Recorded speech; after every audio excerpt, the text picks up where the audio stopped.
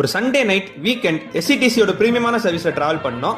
SCTC உல்லாச பறவை. மூர்த்த நாள் வேற சண்டே நைட்டு செம மழை வேற பெஞ்சிட்டு இருந்துச்சு. அவ்வளவு கூட்டமா இருந்துச்சு பஸ் ஸ்டாண்ட். சென்னைக்கும் பெங்களூருக்கும் அவ்வளவு மக்கள் டிராவல் பண்ண ஆரம்பிச்சாங்க. ரஷ்யான டேன்றனால முன்னாடியே புக் பண்ணி வச்சுட்டு நம்ம டிராவல் பண்ணது தான் இந்த ஏசி சீட்ரு பஸ். நைட்டு 11 மணிக்கு இங்க கிளம்புறது. கோயம்புத்தூர்ல இருந்து பெங்களூர் போற பஸ். ஆனா கோயம்புத்தூர்ல இருந்து ஒசூர் வரைக்கும் தான் டிராவல் பண்ண போறோம். இந்த பஸ்ல ஒசூருக்கு புக்கிங் இல்ல, அதனால பெங்களூர் வரைக்கும் புக் பண்ணிட்டு ஒசூர்ல இறங்க போறோம். டிக்கெட் செக் பண்ணிட்டு உள்ள வந்துட்டோம். சீட்ல இந்த அம்யூனிட்டிஸ் எல்லாமே ஓகேவா இருந்துச்சு. நான் BS6 புது பஸ் ஏதாவது வரும்னு எதிர்பார்த்து வந்தேன். பட் நம்ம BS4 தான் இன்னைக்கு வந்துச்சு. ஒரு சீட்டு கோயம்புத்தூர்ல இருந்து பெங்களூருக்கு புக்கிங் சார்ஜஸோட சேர்த்து 665 ரூபா ஆச்சு. 11 மணிக்கு கோயம்புத்தூர் காந்திபுரம் பஸ் ஸ்டாண்ட்ல இருந்து கிளம்ப வேண்டிய வண்டி 11:20 தான் வெளியேறிச்சு. பஸ் கிளம்பினோனே அப்படியே மழை நல்லா ஸ்டார்ட் ஆயிடுச்சு. நல்ல வேளை தப்பிச்சோம்னு நினைச்சேன். அப்படியே புஷ் பேக் பின்னாடி இழுத்துட்டு நல்லா கம்ஃபர்டபிளா தூங்கிட்டேன். நல்லா வேகமா தான் வந்தாங்க.